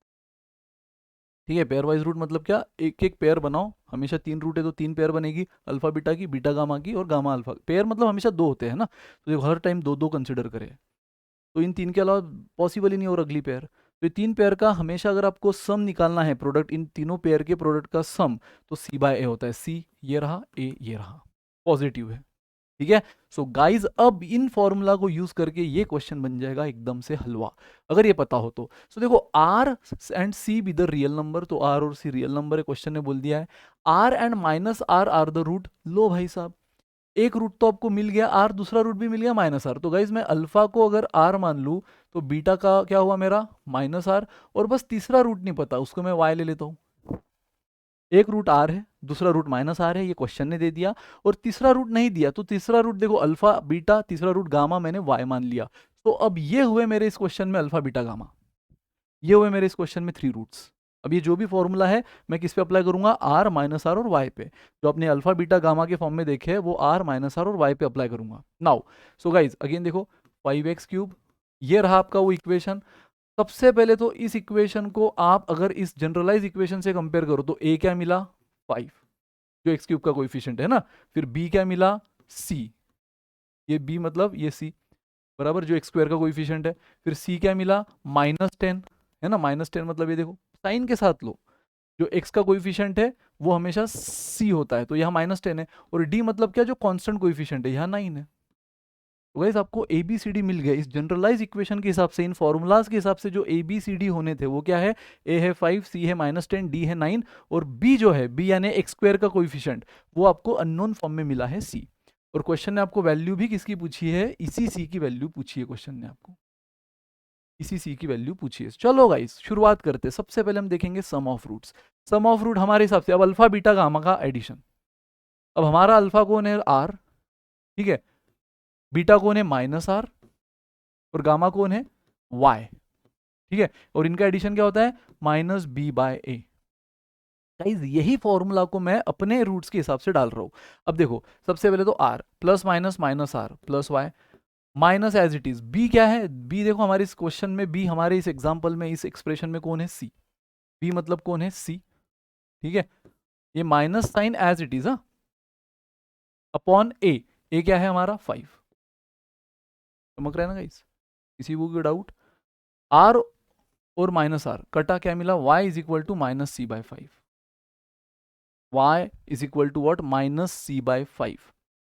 थोड़ा भी किसी को डाउट होगा पूछ लेना, दोनों का एडिशन क्या होगा, एक r है एक -r है, कट जाएगा तो y मिला, और -b/a इज द फॉर्मूला। तो हमारे इस एक्सप्रेशन में b कौन है c, तो b की जगह c रखा, minus sign as it is, और a कौन है 5। तो गाइस हमें y की वैल्यू मिल गई c के फॉर्म में -c/5। नाउ नेक्स्ट फॉर्मूला हम लेंगे पेयर वाइज, ये वाला, ठीक है, पेयर वाइज। तो अल्फा इंटू बीटा, अब हमारे दो कौन है alpha into beta, r into -r, r into -r plus beta into gamma -r into y plus alpha into gamma यानी r into y, r into y, और ये क्या होता है गाइस c/a, ये होता है पॉजिटिव c/a। तो सबसे पहले तो r -r क्या हुआ -r² प्लस माइनस, ये क्या हो जाएगा माइनस और plus -ry again plus ry है ना, ये y है, पेयर वाइज रूट, तो r -r into y and r into y. So guys ये प्लस माइनस माइनस हुआ ना, c क्या है, c है -10, इस बार c की वैल्यू निगेटिव है, तो यहाँ पे c की वैल्यू -10 और ये 5। अब मुझे बताओ guys -ry plus ry cancel, समझा रहा हूँ बस इसलिए टाइम लग रहा है, कैंसिल यस, तो -r² इज इक्वल टू ये क्या हो जाएगा -2, माइनस माइनस कटा r² कितना मिला 2, यहाँ -r क्योंकि ये दोनों कैंसिल हो गए, तो -r² कितना मिला आपको -2, माइनस माइनस कट गया, r² मिला 2। गाइज आपको y मिल चुका है भले वो सी के फॉर्म में मिलो, आर स्क्वायर की वैल्यू मिल गई है 2। अब आते हैं, हमने ये फॉर्मूला यूज कर लिया, ये फॉर्मूला यूज कर लिया, बचा क्या? बचा बस अब ये वाला फॉर्मूला, तीनों का प्रोडक्ट। तो तीनों का प्रोडक्ट क्या आएगा? R into minus r into y is equal to minus d by ए।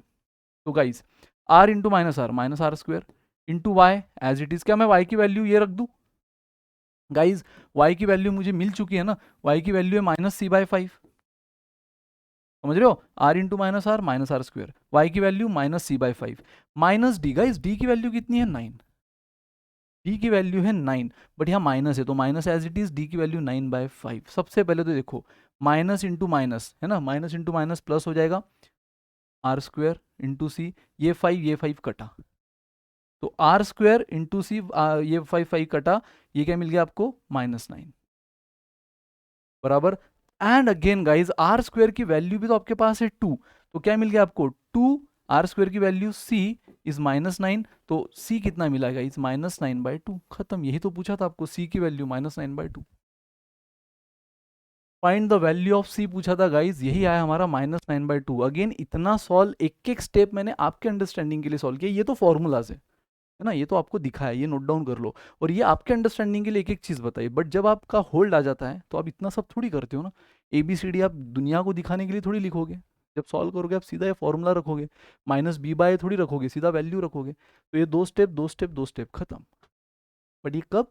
जब ये बेसिक सी चीज़ है, ये एडवांस नहीं है, ये बेसिक सी चीज़ें जो आपको स्टार्टिंग में पढ़ाई जाती है, आपको पता होना जरूरी है। क्वाड्रेटिक में sum of root, product of root, ठीक है? तो दैट्स इट गाइज, ये रहा सम ऑफ रूट्स। 3 रूट्स होते हैं, product of root, product of root, sum of root and pairwise product का समेशन ऑफ रूट्स।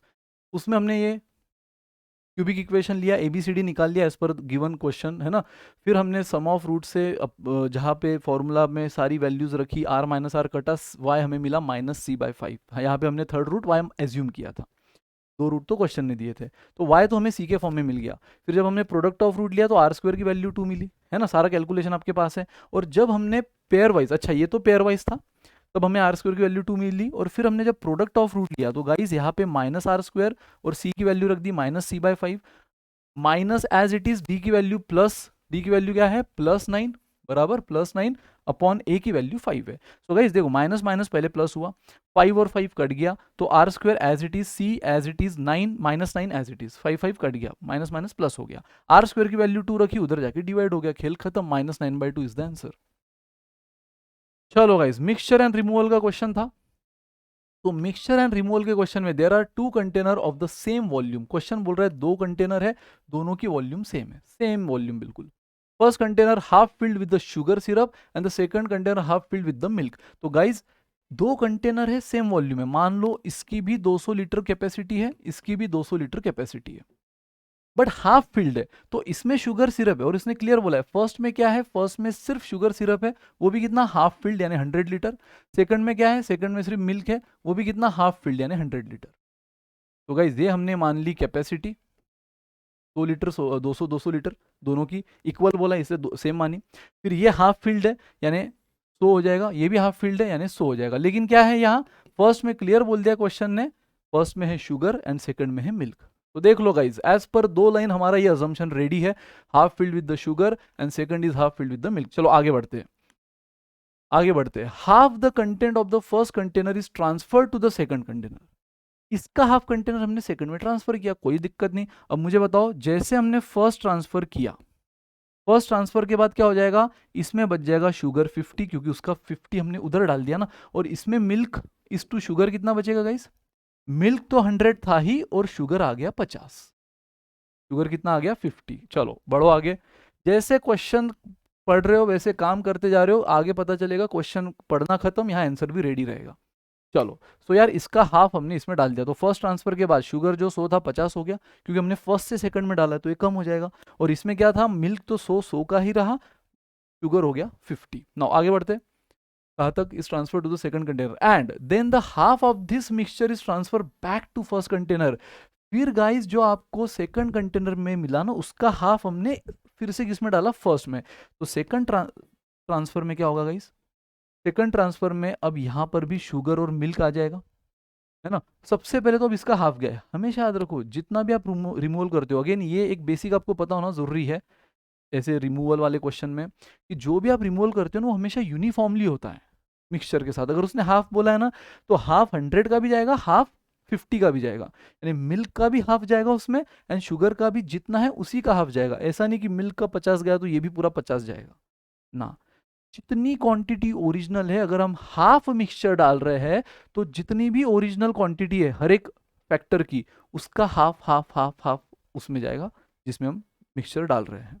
ठीक है, तो गाइज अब यहाँ तो दिक्कत नहीं थी फर्स्ट में, इसका हाफ यानी सिर्फ आपको शुगर का हाफ लेना था, लेकिन यहाँ पे मिल्क और शुगर ये हाफ अब हम फर्स्ट में डाल रहे हैं वापस, तो यहाँ दोनों का आपको डालना होगा थोड़ा थोड़ा पार्ट, और वो कितना जाएगा, दोनों का यूनिफॉर्मली हाफ हाफ ही जाएगा। मतलब सेकंड ट्रांसफर के बाद इसका 50 चला गया, तो मुझे बताओ मिल्क यहाँ पे कितना आ गया। मिल्क पहले यहाँ पे कितना था, कुछ भी नहीं था, अब मिल्क यहाँ से 50 आ जाएगा, तो 50 यहाँ बच जाएगा बराबर, एंड शुगर यहाँ से 25 ही बचेगा, यानी यहाँ पे 25 आ जाएगा। मुझे बताओ ऑलरेडी शुगर यहाँ कितना था 50 प्लस 25 हो रहा है यानी 75। चमका कि नहीं गाइस, बस एडिशन सब्ट्रैक्शन का क्वेश्चन था, कुछ भी नहीं था इसमें, हलवा क्वेश्चन था। 200 की कैपेसिटी सेम बोली इसलिए सेम ले ली, और अगेन ये मैंने लिया, आपको 400 लेना है 400 लो, हाफ फील्ड है इसलिए 100 फील्ड है, फर्स्ट में शुगर सेकंड में मिल्क, फर्स्ट का हाफ इसमें डाल दिया तो ये 50 हो गया, और इसमें शुगर तो मिल्क तो 100 ही रहा, शुगर और 50 आ गया। फिर सेकंड का हाफ क्लियर बोला इसने, and half of the mixture is again transferred back to first, यानी सेकंड में फिर जो भी बना उसका हाफ इसमें डाल दिया, तो 100 का हाफ 50, 25 का हाफ 50 का हाफ 25, इतना बचा, तो इधर भी कितना आया होगा, अगर 100 में से 50 यहाँ आए तो 50 यहाँ आ गया, ये रहा आपका मिल्क। ठीक है, मिल्क ये देखो मिल्क है, तो अब यहाँ से मिल्क आ गया 50 हाफ। ठीक है, और शुगर 50 में से 25 बचा, यानी यहाँ पे 25 आया होगा, बट शुगर यहाँ पहले से 50 था, प्लस 25 ऐड हुआ 75। गाइज आगे बढ़ते, last half the content of the first container is transferred back to second, यही खेल खेल रही है। पहले फर्स्ट ने सेकंड को हाफ दिया, फिर सेकंड ने फर्स्ट को हाफ दिया, और फर्स्ट वापिस सेकंड को हाफ दे रहा है। Now this is the last third transfer, half the container of first is transferred back to second, then the ratio of sugar and milk in the second, खत्म। तो ratio of sugar and milk in the second पूछा है, सबसे पहले sugar पूछा है फिर milk पूछा है, यानी आप जब भी रेशियो लोगे ऊपर शुगर नीचे मिल्क लेना। भले ही आप सेकंड में मिल्क इज टू शुगर निकाल रहे हो, लेकिन नजर हटी दुर्घटना घटी, उसने पहले शुगर बोला है देन मिल्क बोला है। लेकिन कब, जब अगेन थर्ड ट्रांसफर में यहां से यहाँ पे हाफ हो जाए। अब यहाँ पे कितना बचे हमें मतलब नहीं है, क्योंकि इसके बाद हमें और कोई ट्रांसफर खेलना नहीं है, उसने हमें रेशियो भी सेकंड का पूछा है, तो बस अब सेकंड सही से करो। मिल्क और शुगर, गाइज इसमें मिल्क कितना है 50, और भाई यहाँ से मिल्क, अगेन आपको पता है कि ये ट्रांसफर हमेशा क्या होता है यूनिफॉर्मली, यानी जितने भी फैक्टर है सबका आधा आधा जाएगा, यही बस एक लॉजिक था जो आपको याद रखना है। तो अब यहाँ पे मिल्क 50 है, उसका आधा जाएगा, यानी 25 ऐड हो गया, पहले से 50 तो बचा था ना, 100 में से 50 इधर गया, इधर 50 बचा था आफ्टर सेकंड ट्रांसफर, फिर अब 50 जो बचा है थर्ड ट्रांसफर में वापिस मिल्क, ये मिल्क रहा, इसका हाफ आ जाएगा, है ना, तो 25 इधर आ गया, तो 50 प्लस 25 ये बना मिल्क, एंड शुगर यहाँ पे कितना है 25 सेकंड में, और अब यहाँ का शुगर कितना है 75, इसका हाफ इधर आ जाएगा, तो 75 का हाफ कितना होता है 37.5। गाइज ये बना आपका 75, और ये कितना बना 62.5, ये बना रेशियो। हाँ लेकिन ऑप्शन में नहीं है तो इसको सिंप्लीफाई करो, लेकिन याद रहे सिंप्लीफाई कैसे करोगे, शुगर अपॉन मिल्क। तो मुझे बताओ शुगर कितना है यहाँ पे, शुगर सेकंड नंबर पे आपने लिखा है, तो गलती से भी 75 अपॉन 62.5 मत ले लेना, गलती से वो ऑप्शन भी दिया है, गलती से नहीं इनफैक्ट इंटेंशनली दिया है उसने, ये मिस्टेक स्टूडेंट कर देंगे फ्लो में, आप अलर्ट रहो। ठीक है, तो शुगर है 62.5 अपॉन मिल्क 75। सबसे पहले तो डेसिमल हटाओ, ऊपर नीचे 10 से मल्टीप्लाई करो, अब आपको पता है ये 25 का स्क्वायर है ना, ऊपर नीचे 10 से मल्टीप्लाई किया, ऊपर 625 नीचे 750, तो कितना हुआ 25/30, मतलब ही 5/6, 5:6 is the answer guys. And अगर आप में से कोई उल्टा कर लेता था, वाकई में फ्लो के साथ मिल्क इज टू शुगर निकाल लेता था, तो उसका आंसर कितना आता था 6:5, विच इज रॉन्ग, क्योंकि उसने में मिल्क इज टू शुगर नहीं, शुगर इज टू मिल्क पूछा है। तो गाइज अगेन क्वेश्चन पढ़ने में समझाने में मैंने टाइम लिया है, और आपको ये कॉन्फिडेंस दिलाने में कि क्वेश्चन वाकई में कुछ नहीं था एडिशन सब्ट्रैक्शन के अलावा। चमका गाइज, कोई भी डाउट किसी को, तो बस आपने फर्स्ट में से हाफ इधर दिया ये मिला, फिर इसका हाफ इधर दिया ये मिला, बस हाफ कैसे दोगे, हर एक का आधा आधा इधर डालो, तो आधा आधा इधर गया तो बचा आधा आधा, और फिर इसका वापस हाफ इधर डाल दिया। अब इधर कितना बचा हमें डजंट मैटर, क्योंकि हमें बस इसमें खेलना है।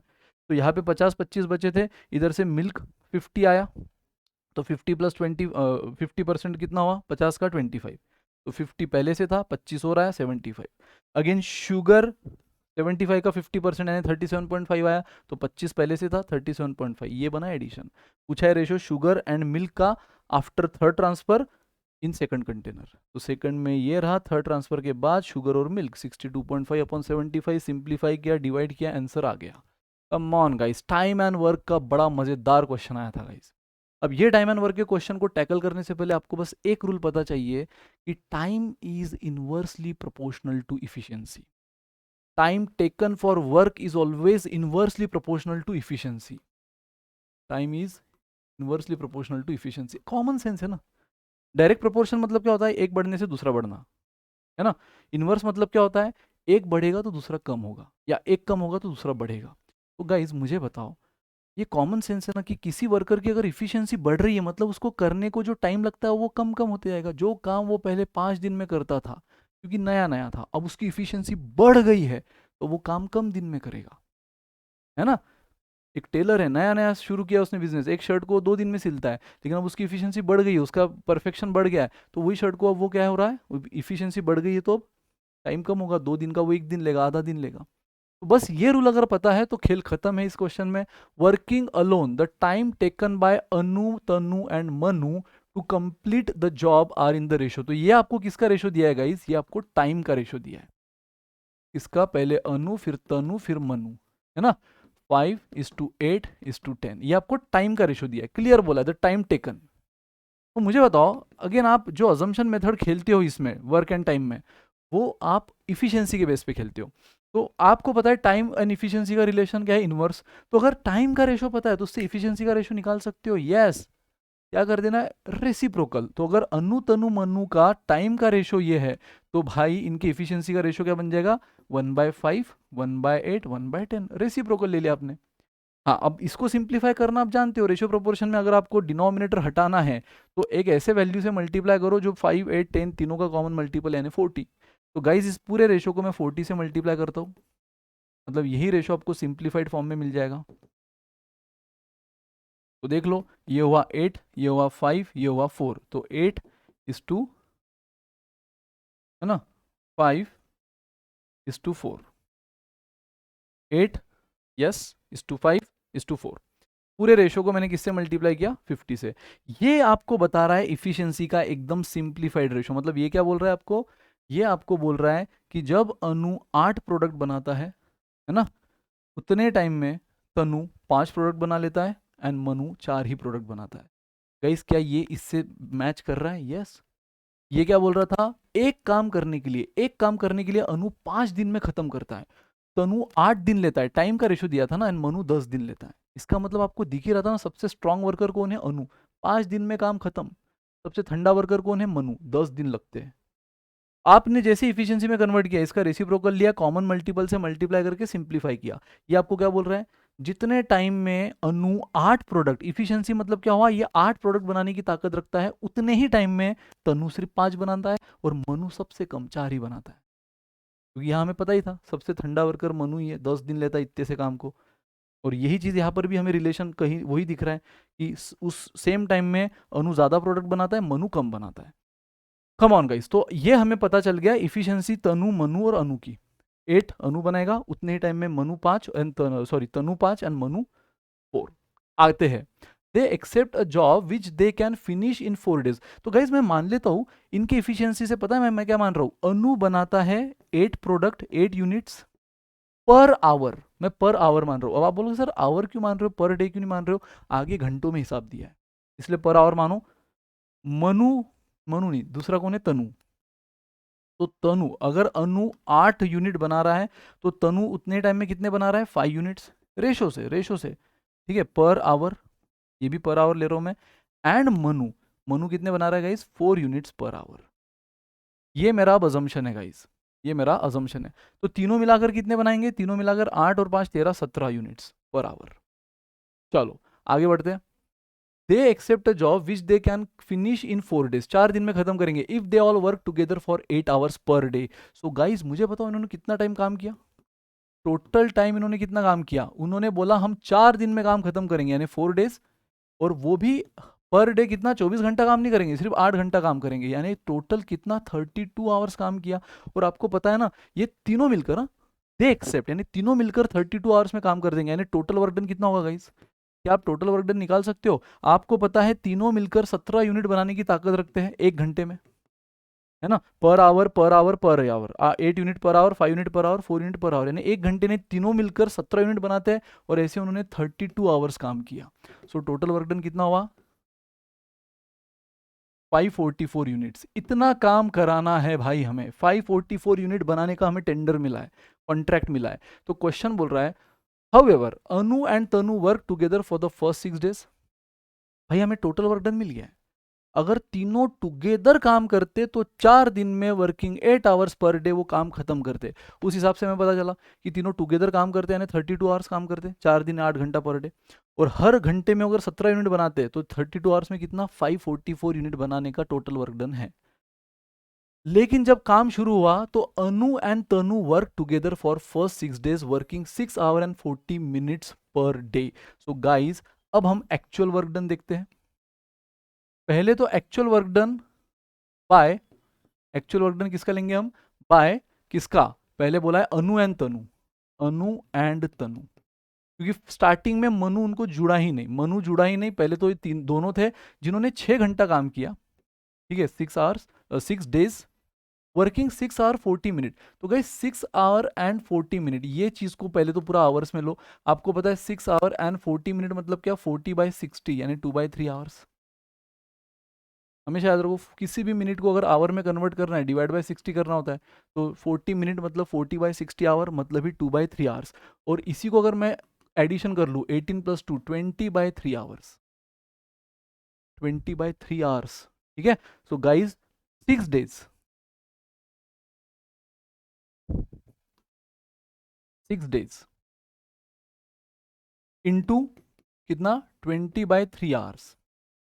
लेकिन कौन थे, सिर्फ अनु एंड तनु, तो ये तो हुआ 6 दिन, और हर दिन कितना 20/3 आवर्स। लेकिन अनु और तनु का मुझे बताओ दोनों का मिलाकर कितना होता है, अनु और तनु 8 और 5 13, कितना होता है, सिर्फ 13 यूनिट्स। इस बार मनु नहीं है ना, तो कितना काम हो जाएगा निकाल सकते हो। सिर्फ अनु और तनु ने पहले 6 दिन वर्किंग 6 hours 40 minutes यानी कि 20/3 आवर्स पर डे काम करके उन्होंने कितना यूनिट बनाया, तो सिंपल है 6 दिन 20/3 दिन, हर 20/3 आवर्स हर दिन, और हर दिन में कितने यूनिट्स बना रहे हैं वो हर घंटे में। ये कितना आया गाइस, ये हिसाब आ गया टोटल आवर्स का, 6 days into per day 20/3 hours, यानी टोटल इतना घंटा काम किया इंटू उनका 1 घंटे का काम। तो 1 घंटे का काम हमारे पास है अनु और तनु का 8 और 5 13, इसलिए मैंने 13 लिखा। तो गाइस देख लो ये कितना हुआ 2 20 40 13 520 यूनिट्स। क्या काम खत्म हुआ, काम खत्म नहीं हुआ है, क्योंकि काम पूरा कितना था 544 का था, काम पूरा था 544 का, अभी भी काम खत्म नहीं हुआ है गाइस, अभी भी काम खत्म नहीं हुआ है, क्योंकि 520 यूनिट ही बने हैं, अभी भी रिमेनिंग यूनिट्स कितने हैं,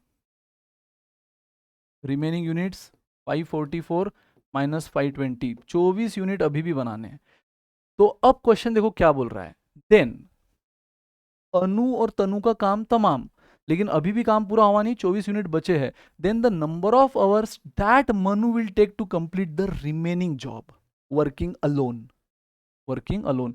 सो रिमेनिंग जॉब कितना है, रिमेनिंग जॉब है 24 यूनिट, और ये अब सिर्फ मनु बनाएगा, सिर्फ मनु बनाएगा वो भी अकेला, तो उसको कितने घंटे लगेंगे भाई, हमें पता है मनु 4 यूनिट 1 घंटे में बनाता है, ठीक है। सो time taken bye Manu, time taken bye Manu, अगर 24 यूनिट है और वो 1 घंटे में 4 यूनिट बनाता है, तो 24 यूनिट के लिए कितना लेगा 6 आवर्स, 1 घंटे में 4 यूनिट, तो ऐसे 24 यूनिट 4 4 4 4 ऐसे 6 घंटे में वो काम खत्म करेगा। और क्वेश्चन ने यही तो पूछा था, नंबर ऑफ टाइम रिक्वायर्ड कितना, नंबर ऑफ आवर्स रिक्वायर्ड, तो 6 hours is the answer guys. Theta question था, यहाँ बॉक्स में बस 6 घंटे लिख देना था, खेल खत्म, चमका कि नहीं। क्वेश्चन अगेन एक्सप्लेनेशन वाइज आपको कंसेप्ट बताते हुए एक्सप्लेन कर रहा हूं मैं, ऐसा नहीं कि भाई आप में से कोई बैच में ज्वाइन होगा, कोई एकदम नया भी होगा उसको भी समझे, इसलिए मैं कंसेप्ट बता रहा हूँ कि बस इतना सा हलवा कंसेप्ट था उसके पीछे, जो हम फाउंडेशन में भी देख चुके हैं, अपने बैचेस में भी देख रहे हैं। और ये अगर कंसेप्ट आपको आ गया तो फिर मुझे बताओ यार, ये कहाँ पे टफ है, क्वेश्चन कहाँ टफ है। ठीक है, और यही कॉन्फिडेंस देने के लिए सीरीज स्टार्ट हुई है गाइस, कि आपको लिटरली पता चले कि बस एक दो तीन क्वेश्चन हेवी डिफिकल्ट दिखने से क्या टफ नहीं हो गई है। कैट में ऐसे वैरायटीज है जो सही ढंग से करो, उतना सही स्मार्ट वर्कली करो, और बिना नर्वस बिना पैनिक हुए, तो आप आराम से अपना एक्सपेक्टेड कट ऑफ निकाल सकते हो अपने ड्रीम आईएम्स का, ड्रीम बी स्कूल्स का। ठीक है, so yes guys, this is all about slot 2 के। कितने 9 क्वेश्चन ऐसे देखे, और ये तो 9 देखे मैंने, ऐसे और भी 4-5 क्वेश्चन निकाल लूंगा उसी स्लॉट में जो थोड़े से मॉडरेट, इजी से मॉडरेट लेवल के थे। ये सब क्या सारे क्या थे, एकदम बेसिक कंसेप्ट से विद इन, मतलब आप सही में अगर खुद पेपर सॉल्व कर रहे हो तो इतनी सब महाभारत आपको इफिशिएंसी और टाइम का क्या रिलेशन है बताने की जरूरत नहीं पड़ती। आप सीधा टाइम देखोगे, उससे इफिशिएंसी वैसे ही अगली 2 स्टेप में निकाल लोगे। मन ही मन अजम्पशन लोगे, है ना, ये अजम्पशन थोड़ी लिखोगे, मन ही मन लोगे, फिर नंबर ऑफ आवर्स भी मन ही मन निकल जाएगा, 32 आवर, है ना, 4 दिन 8 घंटा पर डे, 32 आवर, सीधा आप यूनिट से मल्टीप्लाई करोगे एक दिन के, आपको 1 घंटे के यूनिट, तीनों मिलाकर 17 आपको मिल गए। ऐसे 32 आवर्स के लिए 44 ये टोटल वर्क डन। बट ये काम कैसे हो रहा है, तनु और अनु ने पहले 6 दिन 6 घंटा 40 मिनट यानी 20/3 आवर्स पर डे के हिसाब से, तो ये बना टोटल आवर्स पूरे 6 दिन का। और 1 घंटे में वो दोनों मिलके 13 यूनिट्स बनाते, दोनों मिलके अनु एंड तनु, तो इतना यूनिट बन गया। बचा कितना, 24, ये बनाएगा मनु अकेला। कितने घंटों में, 24/4, क्योंकि वो 4 यूनिट बनाता है 1 घंटे में, 24 के लिए 6 आवर्स। ठीक है गाइस, तो बस कॉन्फिडेंट रहो, अब ये पीरियड अपने आप को बूस्ट करने का है, ना कि डिमोरलाइज होने का। ऐसी आने वाले दिनों में और भी बढ़िया बेहतरीन सीरीज हम लाएंगे। Stay tuned guys, thank you so much, till then bye bye, good day, take care.